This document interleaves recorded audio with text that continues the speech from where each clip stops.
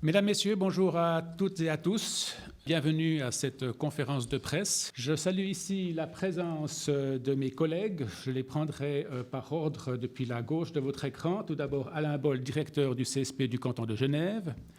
Ensuite, Madame Caroline Régamet, chargée de politique et action sociale au CSP du canton de Vaud. Bastienne Jorchel, la directrice du CSP du canton de Vaud. Et enfin, Pierre Amann, directeur du CSP Berne-Jura.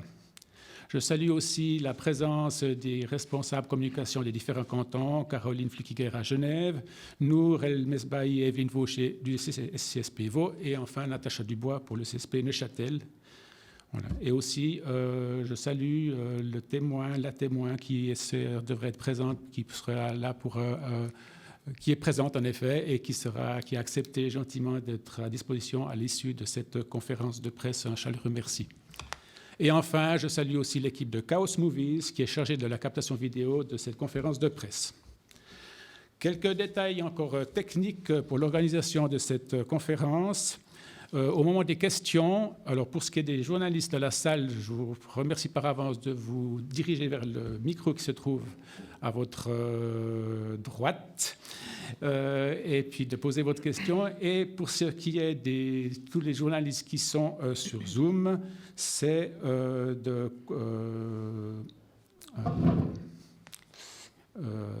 le signaler donc pas à l'attention de Nour qui coordonne la partie questions et surtout les journalistes qui sont par Zoom de couper votre micro en attendant la partie questions-réponses.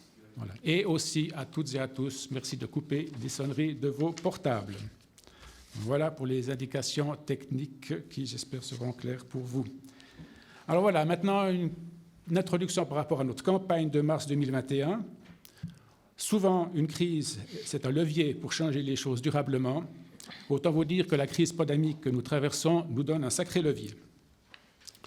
Assumant leur rôle de vigie sociale, les CSP rappellent que l'accès aux prestations sociales est un droit. Et c'est bien connu, défendre les droits, c'est éviter les travers. La traditionnelle campagne de mars sera cette année pour la première fois scindée en deux. Tout d'abord, au mois de mars, la conférence de presse d'aujourd'hui qui marque le démarrage de notre campagne. Il y a l'envoi aussi de notre journal Nouvelles consacré à l'impact socio-économique de la pandémie. C'est l'édition romande des CSP qui paraît une fois par année à l'occasion du mois de mars, qui sera accompagné de notre appel à la solidarité, qui est plus important que jamais. En effet, si la population nous a vraiment bien soutenus durant ces derniers mois, les effets collatéraux qui s'annoncent sur le long terme nécessiteront davantage de moyens pour soutenir et accompagner les personnes que nous sollicitons. Pour cela, le slogan de ce printemps, c'est « Faire face ensemble » sur le slide que vous avez à l'écran. Ce slogan met en avant les actions menées ces derniers mois par les CSP, tout comme le soutien qu'il a eu de différents donateurs et toutes les personnes qui ont contribué justement à trouver des réponses aux problèmes posés par la pandémie. Et sans toutes ces personnes, ce qui a été fait n'aurait pas été possible. Notre rendez-vous annuel avec les médias et le public nous donne l'occasion de faire cette année le point sur l'engagement que l'on peut qualifier d'exceptionnel des CSP romans pendant ces 12 derniers mois marqués par cette pandémie. Les CSP ont traditionnellement pour mission de répondre aux besoins sociaux de la population en termes d'accueil, d'orientation, d'écoute, de prise en charge de problématiques. Ils n'ont toutefois pas l'habitude d'octroyer des aides financières, sauf cas exceptionnels, et n'ont pas pour vocation de se substituer aux dispositifs d'aide sociale publique existants. Or, dès les premiers jours de la crise, les CSP ont compris que le semi-confinement et l'arrêt des activités économiques allaient provoquer des situations de grande détresse pour des milliers de personnes et de familles privées brutalement de tout ou partie de leurs revenus, et qu'il fallait trouver un moyen pour leur revenir en aide de manière rapide et concrète. Restant dans la ligne de ne pas vouloir se substituer aux aides publiques, les CSP ont opté pour des dispositifs subsidiaires, en ciblant particulièrement les personnes n'ayant pas droit à l'aide sociale ou n'ayant pas droit à des prestations sociales. Le défi a dès lors été double. D'une part, il fallait trouver les moyens financiers et d'autre part, mettre en place un dispositif qui corresponde aux besoins locaux. en coordination bien sûr avec les acteurs engagés sur le terrain. Donc la mobilisation a été de plusieurs niveaux, entre les CSP pour garantir un engagement coordonné sur le plan roman et avec les autres acteurs dans chaque région pour adapter nos actions au contexte local et éviter les doublons. Vous le savez, la chaîne du bonheur a récolté très rapidement des millions de francs de dons auprès de la population suisse. Les CSP se sont alors adressés en priorité à elle. Ils ont obtenu un total de 910 000 francs.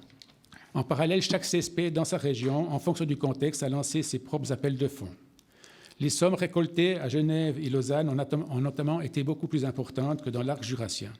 Au total, ce sont plus de 2 millions de francs qui ont été récoltés et redistribués par les 4 CSP en 2020.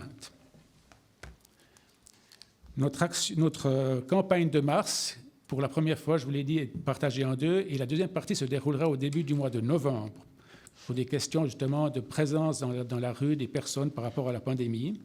Et c'est là qu'il y aura notre campagne d'image, notre campagne digitale, avec pour thème la précarité à un village, la précarité à un visage, la solidarité aussi, et surtout, personne n'est à l'abri. Après l'aide d'urgence, il nous faudra penser 2 fois. Penser les plaies du Covid et penser à préparer ce qu'on appelle le monde d'après. Alors que l'être humain se lance à la conquête de la planète Mars, alors que d'autres voient l'avenir de la Voie lactée, pensant qu'un seul coup de barre, Mars et ça repart, les CSP prennent modestement date pour faire le point de la situation en ce jour de démarrage de notre campagne de mars 2011. Voilà, nous allons maintenant entrer dans le concret et je passe la parole à Madame Caroline Régamé, chargée de politique et action sociale du canton de Vaud, qui va vous dresser les constats observés durant ces 12 derniers mois dans les différents CSP. Caroline. Merci Pierre. Mesdames et messieurs, effectivement, je vais vous présenter un certain nombre des constats que nous avons pu poser, notamment à travers la distribution de ces aides d'urgence. Des constats qui s'articulent pour la plupart autour des questions d'accès aux droits sociaux, comme cela a été mentionné par notre président. Je rappelle aussi l'axe subsidiaire qui vient de vous être annoncé, c'est-à-dire que les CSP d'entrée de jeu avaient décidé de viser en priorité les personnes qui n'ont pas droit à l'aide sociale.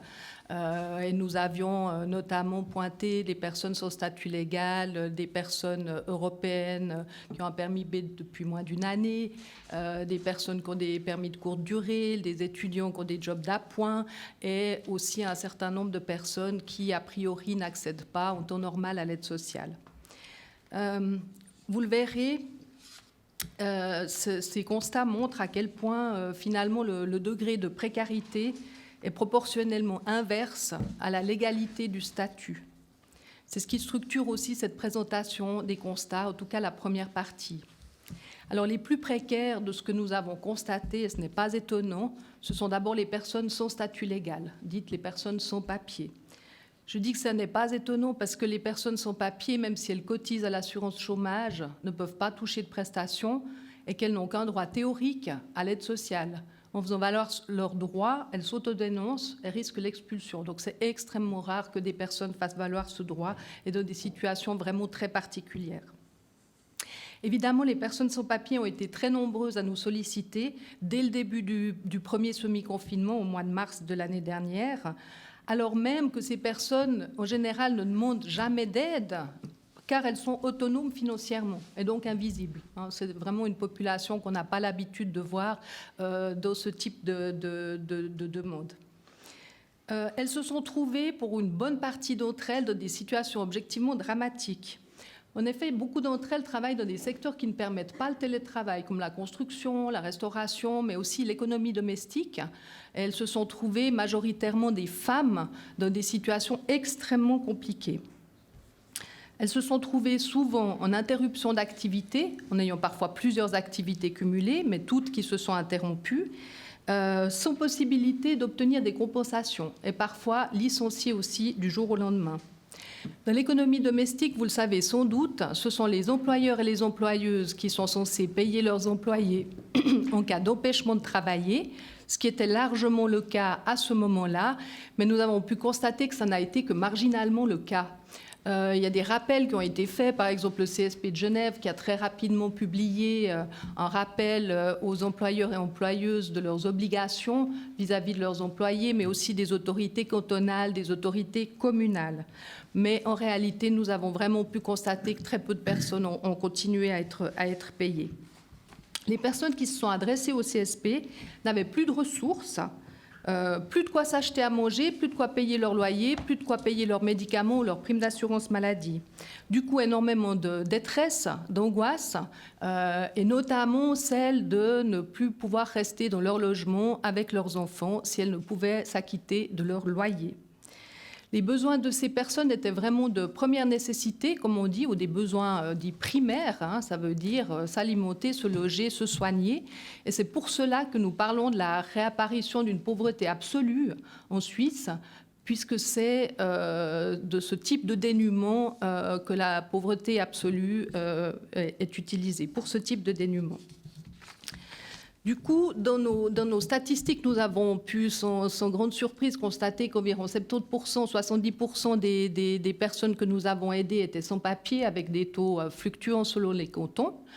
Et le taux d'aide fournie pour payer des loyers était du même ordre. Et également beaucoup d'aides alimentaires qui ont été distribuées aux personnes sans statut légal.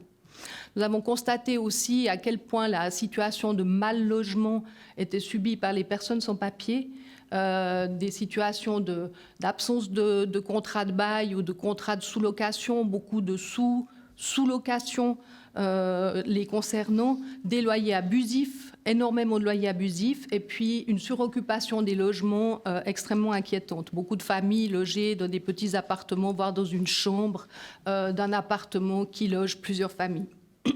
Et dans le même cadre, extrêmement peu de moyens pour ces personnes pour se défendre. Ça a donné d'ailleurs lieu à des idées de créer des associations pour la sauvegarde du logement des personnes précarisées pour tenter de trouver des solutions à ce type de problème. Par contre, ce qu'on a pu constater aussi, c'est qu'un permis n'est pas toujours synonyme d'accès aux droits sociaux. Comme je le disais tout à l'heure, certaines personnes détentrices de permis de séjour n'ont pas droit à l'aide sociale. Les personnes de l'Union européenne avec un permis B de moins d'une année, des personnes qui ont un permis de courte durée, le permis L, les étudiants qui ont des jobs d'appoint, et aussi les permis B étudiants, les personnes qui reçoivent un permis pour faire leurs études et qui doivent disposer des moyens nécessaires à leur entretien, n'ont pas droit à l'aide sociale. Les CSP ont également dépanné un certain nombre de ces personnes pendant la période de semi-confinement au début de la crise. Les personnes qui détiennent un permis B, c'est un permis de séjour, un permis d'une année renouvelable, elles sont éligibles à l'aide sociale, elles y ont légalement droit, mais elles courent des risques parce que leur permis est conditionné à leur autonomie financière. La dépendance à l'aide sociale, c'est un motif de non-renouvellement du permis, voire de révocation. C'est aussi un motif de refus de regroupement familial ou de refus de transformation du permis en permis d'établissement. Ça, c'est la loi sur les étrangers et l'intégration, la LEI, qui le prévoit à ses articles 62 et 63, depuis une révision relativement récente d'ailleurs. C'est pour cela que de nombreuses personnes qui détiennent un permis B, qui sont tombées au chômage partiel ou avec des pertes de revenus qui déséquilibraient gravement leur budget, ont eu besoin de se renseigner auprès des CSP sur les risques qu'elles encouraient. Des risques qui d'ailleurs leur sont signalés dûment par les services sociaux publics, engendrant également passablement de peur. Et dans notre journal des nouvelles, vous trouverez un témoignage qui est assez édifiant à ce propos. Les personnes qui étaient les plus angoissées, c'est des personnes qui avaient obtenu leur permis B depuis peu de temps, des personnes qui étaient en attente d'une décision de regroupement familial ou qui avaient une demande de mariage en cours, notamment. Et puis, les assouplissements de cette règle qui conditionne le permis à la non-perception de l'aide sociale ont été demandés, notamment par voie parlementaire au niveau fédéral et obtenus, de manière à ce que la situation de crise ne prétérite pas ces personnes, qui est vraiment une prise en compte du contexte pour éviter que ces personnes se voient privées du renouvellement de leur permis. Mais nous avons constaté énormément de peur et beaucoup de renoncements par crainte justement que la conséquence ne se produise quand même. Malheureusement, cette situation, elle accroît le non-recours et la précarité. Cette crise a aussi démontré que même avec un statut légal stable, la situation n'est pas rose en matière d'accès aux droits sociaux. Nous pensons ici en particulier aux personnes qui ne font habituellement pas appel à la solidarité organisée parce qu'elles n'en ont pas besoin ou parce que simplement leurs revenus sont nettement supérieurs au seuil d'intervention de l'aide sociale, au montant qui donne accès finalement à l'aide sociale. Ça ne veut pas dire que ces personnes ne subissaient pas des pertes de revenus ou en conséquence des déséquilibres de leur budget qui pouvaient les mettre vraiment en difficulté par rapport à leurs différentes obligations, et notamment financières. Mais ces personnes, avec leurs revenus, finalement, ne pouvaient pas obtenir d'aide, même dans le contexte très particulier qu'était le nôtre. Pourtant, la possibilité existe pour les services sociaux d'octroyer des aides ponctuelles, justement pour éviter des déséquilibres budgétaires qui pourraient entraîner des aggravations de situation. Mais nous avons pu constater malheureusement, durant cette période, que ces aides étaient très difficilement accessibles, mais en tout cas de façon très inégale selon les cantons et les services. Et cette situation démontre une faiblesse du dispositif, mais elle a aussi démontré des inégalités de traitement assez inacceptables entre les personnes qui ont pu accéder à des aides et d'autres qui n'ont pas pu les obtenir en étant dans des situations tout à fait comparables. Et là aussi, il est à craindre que certains ménages se retrouvent entraînés dans une précarité à plus long terme. Quoi qu'il en soit, et c'est très inquiétant à notre sens, dans les différentes configurations que j'ai évoquées, c'est souvent le système D qui a été adopté par les personnes. Ça veut dire mettre des factures en attente, les trier, les hiérarchiser, puiser dans les économies lorsqu'il y en a, emprunter de l'argent à des proches ou encore contracter un petit crédit. En tant que CSP, nous sommes très inquiets des conséquences de cette situation et notamment du moment où ces personnes, ou en tout cas certaines d'entre elles, risquent d'être en difficulté pour rembourser leurs emprunts faits dans cette période. On craint les mises en poursuite plus nombreuses, on craint que des défauts de paiement de loyer entraînent des pertes de logement avec beaucoup de difficultés ensuite pour arriver à se reloger. On craint l'augmentation des difficultés financières existantes pour certains et naissantes pour d'autres. Tous les CSP sont actifs dans le soutien aux ménages qui sont en situation de surendettement. Ça nous touche particulièrement. Nous craignons beaucoup l'effet retard que cela risque d'engendrer parce qu'effectivement, à l'heure actuelle, même si les indicateurs ne sont pas encore présents, en tout cas pas en Suisse romande, montrant une augmentation de ces situations de surendettement, nous craignons fort que cela ne se produise avec un temps de retard, puisque nous savons très bien qu'en général, les personnes attendent la dernière minute, lorsque ça n'est plus tenable, finalement, pour se faire connaître. Et de ce fait, nous nous inquiétons beaucoup de ces situations qui risquent d'arriver au cours des prochains mois ou même des prochaines années. Parmi nos constats, des constats qui touchent maintenant plus généralement l'accès relativement difficile des personnes que nous côtoyons en tout cas à l'information sociale, aux services sociaux et aux aides qui sont prévues. En temps normal déjà, nous estimons que trop de personnes peinent à comprendre le dispositif social qui est très complexe et à solliciter les aides auxquelles elles pourraient prétendre. Beaucoup de personnes ont des difficultés à s'orienter, à trouver les informations, à rapporter les informations qu'elles ont trouvées à leur propre situation particulière, à comprendre le langage administratif, à s'identifier comme ayant droit. Le système est globalement opaque et complexe. Il l'est au niveau fédéral sans aucun doute, mais il l'est aussi dans un certain nombre de cantons, même si des améliorations sont en cours dans certains cantons. Et pourtant, à ce moment-là, au moment du premier semi-confinement, il a été difficile pour beaucoup de personnes de trouver les renseignements qu'ils cherchaient concernant des aides potentielles qu'ils pourraient obtenir. Ces difficultés d'accès ont été donc exacerbées. Les services étaient parfois atteignables seulement par téléphone, avec des horaires réduits ou seulement en ligne, et le personnel était au télétravail, comme ça a été le cas d'ailleurs au moment du deuxième semi-confinement. Donc il était particulièrement difficile, voire décourageant, de se renseigner sur les possibilités d'aide à disposition. Et pourtant, énormément de questions se posaient. Qui va prendre le relais pour soutenir les indépendants et les indépendantes? Quelles sont les démarches administratives pour obtenir une aide financière? Que signifient les RHT? À partir de quand les indemnités seront-elles versées? Il y avait aussi beaucoup de sollicitations en matière de droit du travail pour comprendre ses propres droits, notamment lors de l'impossibilité d'une prise d'emploi ou lors d'une cessation de contrat de travail, à savoir par exemple, dans ces situations-là, quel est le statut des heures supplémentaires, quel est le statut du solde de vacances. C'était des questions parmi les plus fréquentes qui nous étaient posées, sans compter celles qui touchaient le droit du bail. À partir de quand un loyer impayé pourrait aboutir à une expulsion de logement. Dans ce contexte, la lourdeur du système s'est plutôt accrue, comme vous le comprenez. Je parlais de difficultés de compréhension, mais là, ça s'est encore accentué avec beaucoup de demandes à remplir en ligne et des formulaires compliqués à remplir et du fait de ce contexte, à remplir seuls pour les personnes qui, en général, ont besoin d'aide pour comprendre ces formulaires extrêmement compliqués. Par ailleurs, le temps d'attente pour obtenir un rendez-vous était généralement rallongé. Les procédures sont lentes, elles étaient encore plus à ce moment-là. Les décisions aussi, et tout ça était évidemment très pesant et décourageant.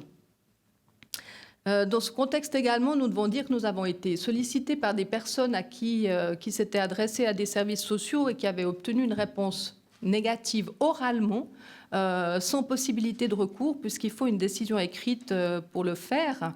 Nous avons évidemment renseigné ces personnes et nous les avons conseillées, mais nous craignons aussi que beaucoup d'autres qui ne se sont pas adressés à des services comme les nôtres se soient découragés, ce qui augmente aussi le non-recours et une précarité à plus long terme. Avec la digitalisation, d'autres problèmes se manifestent. Certaines personnes ont des difficultés à comprendre et remplir les formulaires en ligne, comme je le disais, mais en particulier celles qui maîtrisent mal la langue, celles qui ne sont pas à l'aise avec le digital, qui ne sont pas connectées, qui n'ont pas l'habitude d'utiliser des moyens de paiement digitalisés, par exemple Twint, ce qui était l'usage, ce qui est l'usage en période de semi-confinement et de télétravail des employés dans les services. Finalement, ce qui est vu comme une facilitation, c'est-à-dire de proposer des services en ligne pour les personnes, peut se révéler un obstacle pour les personnes qui sont les moins dotées en compétences numériques en particulier. Et l'électronisme, comme on dit maintenant, risque de creuser encore le fossé des inégalités. Lors du deuxième semi-confinement au mois de novembre, heureusement, les services sociaux ont veillé à maintenir un accès ouvert et physique pour les personnes usagères. À Genève, par exemple, il y a eu une amélioration du système aussi, puisqu'il y a un guichet social qui s'est mis en place de manière à renseigner les personnes. Mais nous avons constaté néanmoins que ces difficultés d'accès aux services publics et aux administrations en particulier s'est maintenues dans d'autres services. Notamment pour les personnes qui avaient besoin d'obtenir des documents administratifs. Ces difficultés sont évidemment liées à la fermeture des guichets ou à la semi-fermeture des guichets. Et ça concernait, je vais vous donner un peu une liste comme ça, les services d'état civil, de contrôle des habitants, des offices régionaux de placement, les ORP pour le chômage, des agences d'assurance sociale, des offices de l'assurance maladie et les offices de poursuite, les services des impôts, etc. Donc on voit que ces difficultés d'accès, elles existent toujours et c'est quelque chose de préoccupant parce que là aussi, des personnes peuvent se retrouver en grande difficulté pour ne pas arriver à suivre leurs affaires administratives et financières. Merci Caroline. Maintenant, je passe la parole à Bastienne Jorchel et Pierre Amann par rapport aux constats faits dans les différentes régions. Alors, Bastienne, à toi. Merci, Monsieur le Président, Mesdames, Messieurs les journalistes. Donc, effectivement, permettez-moi de prendre brièvement la parole à la suite de la présentation de Madame Régamet pour revenir sur les spécificités ou les différences régionales. Les chiffres qui vous sont présentés dans le journal des nouvelles, que nous n'avons pas repris dans le dossier de presse, mais que je vous recommande de regarder parce qu'ils sont très intéressants et très explicites sur ce sujet, nous montrent en effet que si nous avons dû faire face ensemble, les 4 CSP, nous n'avons pas fait face à la même situation dans nos régions et dans nos cantons d'intervention. Les besoins se sont exprimés à un rythme et une intensité très variable à Genève, Lausanne, Neuchâtel ou Bienne. Nous avons aussi organisé la distribution d'aide dans des contextes régionaux très différents, avec des alliances différentes, principalement avec les Caritas et les Croix-Rouges régionales, mais vraiment dans des configurations d'organisation tout à fait spécifiques dans chaque région. J'y reviendrai pas, vous trouverez des informations dans le dossier de presse. Je vais, pour ma part, parler un tout petit peu plus sur l'arc lémanique et mon collègue Pierre Amann vous parlera plus de l'arc jurassien. C'est vrai qu'à Genève et à Lausanne, et dans le Grand Lausanne, la détresse a émergé. On l'a largement vu dans les médias presque instantanément avec la crise, rendant visible cette grande précarité de la population sans statut légal, vivant majoritairement en milieu urbain. Ce phénomène, au fond, ville-campagne, nous avons pu l'observer à l'échelle du canton de Vaud également, puisque l'aide que nous avons fournie, le CSP Vaud et Caritas Vaud ensemble, a pour 80% été distribuée à Lausanne et dans le Grand Lausanne, donc dans les communes environnantes de Lausanne, et beaucoup moins dans les autres régions du canton. Cette variabilité, nous la constatons encore aujourd'hui. À Genève, les besoins se manifestent en ce début d'année de manière beaucoup plus aiguë, par exemple, qu'à Lausanne, où les demandes semblent s'être stabilisées. J'affirme cela avec beaucoup de prudence parce qu'en fait, il faut savoir que le dispositif d'aide directe qui continue d'être assuré par Caritas Vaud et avec le soutien du CSP Vaud dans le canton de Vaud se limite en fait aux plus vulnérables avec des critères quand même assez stricts, les familles avec enfants, les personnes âgées ou malades, les personnes en Suisse depuis de nombreuses années. Ces critères stricts sont évidemment conditionnés à la disponibilité en ressources financières, mais évidemment, et nous en sommes bien conscients, ces critères laissent sans aucun doute sur le carreau certaines catégories de personnes, dont les célibataires et les personnes qui sont en Suisse depuis moins longtemps. Donc, dans le canton de Vaud, il est un peu plus difficile d'évaluer les besoins. Il y a aussi une relève qui est assurée certainement par les églises ainsi que par certaines communes qui sont très engagées. Les communes de l'Ouest lausannois, mais aussi dans le Nord vaudois, où il y a des montants importants qui ont été votés. Et comme il n'y a pas de coordination générale de toutes ces aides, nous ne disposons pas d'une vue transparente et complète des besoins au niveau du canton de Vaud. Peut-être, comme c'est le cas à Genève, ou dont le canton-ville permet une visibilité plus grande de la détresse d'une manière plus concentrée. Voilà, donc ça c'est un petit peu la situation dans l'arc lémanique et je passe maintenant la parole à mon collègue Pierre Amann pour l'arc jurassien. Alors voilà, mesdames, messieurs, dans l'arc jurassien, la situation s'est présentée de manière très différente. D'une part, alors que les demandes ont afflué très rapidement au CSP Genève, au CSP Vaud, dans les CSP donc, de Neuchâtel et Berne-Jura, ces demandes se sont fait jour plus tardivement. Et puis, donc ça, c'est déjà une grosse différence. Autre différence, si on fait abstraction de la ville de Bienne, où là, on a eu aussi passablement de sans-papiers qui ont sollicité de l'aide d'urgence, en particulier alimentaire. Je dirais que dans l'arc jurassien, les demandeurs étaient majoritairement des personnes suisses avec permis B ou permis C, et donc des personnes qui avaient des titres de séjour tout à fait usuels. Et puis, ce qui nous a aussi frappé, c'est le fait qu'il était difficile pour les gens de se résoudre à l'idée de solliciter une aide. Donc le décalage dans le temps était aussi dû au fait que certains de ces ménages disposaient de quelques maigres réserves et ont d'abord épuisé ces réserves avant de s'adresser à nous. Beaucoup d'entre eux disaient oui, mais surtout nous pensons que d'autres ménages sont plus en difficulté que nous-mêmes, etc. Et c'est vrai qu'en analysant leur situation financière, on constatait qu'ils étaient en train de prendre le chemin de l'endettement, donc laisser des factures de côté, renoncer à payer leurs primes de caisse maladie notamment, ou des factures d'électricité ou d'autres factures. Et donc il y a eu un travail assez important aussi finalement pour que les gens acceptent l'idée de bénéficier de cette aide. Et disons que ça nous a beaucoup frappé.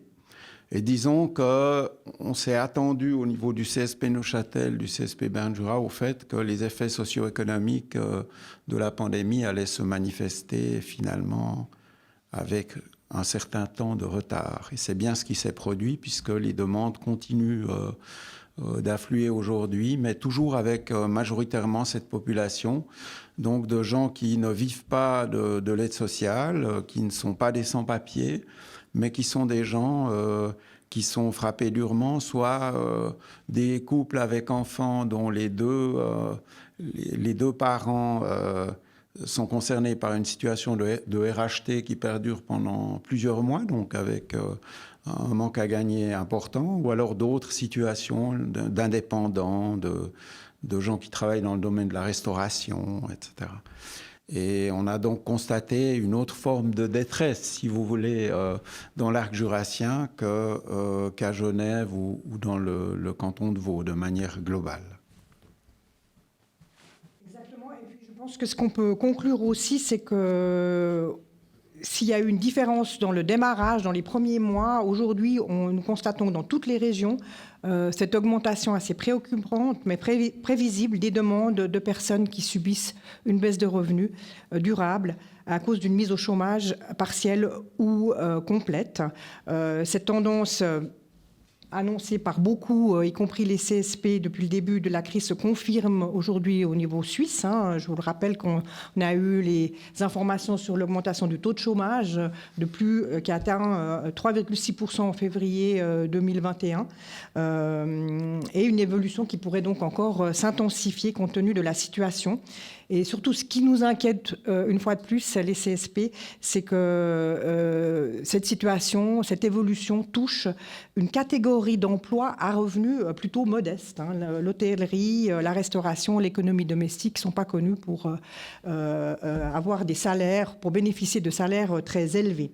Et nous tenions à signaler notamment une récente étude de l'OPFZ qui confirme ce creusement du fossé des inégalités. Les ménages les plus modestes ont connu une baisse de 20% en moyenne de leurs revenus, contre 8% pour les ménages les plus aisés. Et 39% d'entre eux ont puisé dans leurs économies pour faire face aux dépenses courantes. Donc on ressent cette évolution de la situation très fortement dans nos consultations aujourd'hui et cette évolution risque de s'intensifier et demandera des réponses concrètes et rapides de la part des autorités. Je vous remercie de votre attention. Merci beaucoup, Bastienne. Merci beaucoup, Pierre. Maintenant que les deux arcs jurassiens et lémaniques ont décoché leurs flèches sur les constats, je passe la parole pour les recommandations qui ont été faites par CSP.ch suite à ces différents constats. Et pour cela, je passe la parole à Alain Boll, directeur du CSP du canton de Genève. Merci beaucoup, mesdames, messieurs. Il me revient effectivement de nouer la gerbe et d'être sur les fondamentaux du CSP, son ADN, c'est faire des propositions. Je vous renvoie aux pages 13, 14 et 15 du dossier de presse qui vous a été remis, dans lequel on liste les propositions que nous avons à faire. La première, sur l'élargissement du socle de l'aide sociale. Vous aurez compris, à travers l'intervention de Caroline Régamet, qu'un certain nombre de personnes sont restées sur le bord du chemin parce que On leur a répété pendant des années et des années que l'accès à l'aide sociale leur était fortement déconseillé, voire que cet accès était impossible. Des gens qui sont présents sur le territoire avec un permis B et qui avaient ancré au très profond de leur réflexe qu'il ne fallait surtout pas s'adresser à l'aide sociale, c'est des personnes qui se sont endettés dans ce contexte très particulier de crise avec cette diminution des revenus liés au RHT. Et c'est des gens qui, malgré toutes les communications qui ont été faites, tant au niveau du secrétariat d'État aux migrations que des autorités de nos cantons respectifs, ont douté du fait qu'ils seraient protégés si tant est qu'ils sollicitent l'aide sociale. Je dis qu'il serait parce que ça reste, enfin c'est une garantie que les autorités de certains cantons ont prise à cet égard, mais cette garantie-là, elle est pas ancrée dans le marbre. Et pour ma part, à Genève, j'ai entendu des personnes nous dire que des fonctionnaires à l'Office cantonal de la population et des migrations disait mais faites attention, si vous sollicitez l'aide sociale, votre permis pourra être remis en cause. Même dans ce contexte, même avec cette communication officielle, ça reste problématique. Le deuxième point, c'est toute la question après passer la question des menaces autour du non-renouvellement, c'est la question de l'accès à la charité publique. Si nos organisations n'avaient pas été présentes, si la Croix-Rouge, les CSP et les Caritas n'avaient pas été présentes sur le front de cette charité, ces personnes auraient été dans un dénuement total. Et ça, c'est un des enseignements qu'il faut tirer de cette crise. C'est qu'il n'est pas admissible que dans un pays comme le nôtre, on n'ait pas anticipé une crise. Alors vous me direz, la pandémie, qui était capable de dire il y a un an qu'on en serait là où on en est aujourd'hui, qui était capable de faire de telles projections, si ce n'est les personnes qui écrivent des romans de science-fiction. Il n'en reste pas moins que, en tout cas dans les enseignements à tirer, nous avons des propositions à faire pour qu'il soit traité autrement cette question de l'urgence sociale, notamment sur la question des aides financières. S'il n'y avait pas eu la chaîne du bonheur, s'il n'y avait pas eu les donateurs privés, s'il n'y avait pas eu de grosses mobilisations auprès de ces donateurs privés, eh bien, nous n'aurions pas pu mener les actions que nous avons menées. Donc ce premier point, c'est un élargissement du socle de l'aide sociale et repenser l'accès à cette aide. Le deuxième, sur le filet humanitaire, je viens de l'évoquer, nous devons tirer aujourd'hui des enseignements. Dans ces enseignements, ce qu'on a constaté, c'est que nous fonctionnions encore au mois de mars de l'année dernière en silo. Je le dis en silo parce que c'est des questions de communication. Alors très rapidement, les organisations privées ont fait tomber les silos, ont collaboré. On l'a vu avec le CSPVO et Caritas qui ont mené des actions main dans la main. Pour Genève, nous avons travaillé de manière concertée avec 6 autres organisations et de manière organisée. Mais on a eu de la peine à avoir accès à une coordination organisée du côté des autorités politiques, qu'elles soient communales ou cantonales. J'en veux pour preuve les difficultés qu'on a rencontrées, notamment du côté de l'aide sociale, notamment dans la circulation de l'information. Aujourd'hui, là aussi, à Genève, la situation a largement changé puisque les autorités politiques ne travaillent plus de la même manière. Mais on doit imaginer demain un fonctionnement différent et une anticipation de la gestion de cette crise. Et ça, c'est nous, dans nos propositions, la base de cette réflexion, elle doit s'appuyer sur l'article 12 de la Constitution. Le troisième point, il est redondant avec le premier, c'est-à-dire c'est toute la question de l'accès à l'aide sociale. Je ne vais pas y revenir, ce d'autant plus que Caroline Régamel vous l'a largement exposé. Le quatrième, c'est un point essentiel aussi sur lequel on insiste depuis de très nombreuses années. C'est toute la question du non-recours et la question de l'information sociale. On sait que, et ça là, il y a 2 études sur lesquelles on s'appuie pour vous dire ça. Il y en a une qui a été réalisée par la Haute École de Travail Social et la Haute École en Santé à Genève par Catherine Ludwig et Barbara Lucas. Lucas qui a fait donc cette étude sur la question du non-recours aux prestations sociales. C'est une étude de type qualitative. Et puis il y a une deuxième étude qui a été réalisée à laquelle nous avons participé dans le cadre de cette pandémie. Elle a été réalisée par le professeur Bonvin à Genève sur la question de la précarité alimentaire.